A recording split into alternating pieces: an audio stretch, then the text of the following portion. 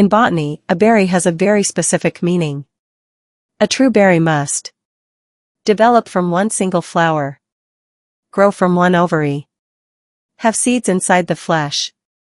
The strawberry plant, known scientifically as Fragaria times ananassa, does not meet these rules. Here's why.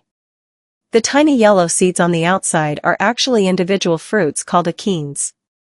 Each achene comes from a separate ovary of the same flower. The red, juicy part we eat is not the ovary, it's an enlarged part of the flower called the receptacle. So botanically, strawberries are called aggregate fruits, not berries. The banana plant, scientifically known as musa, actually fits the botanical definition of a true berry. Bananas develop from one flower, grow from one ovary, have seeds inside. Wild bananas have noticeable seeds, cultivated ones have tiny, undeveloped seeds. Because they develop from a single ovary and contain seeds within the flesh, bananas are classified as true berries in botany.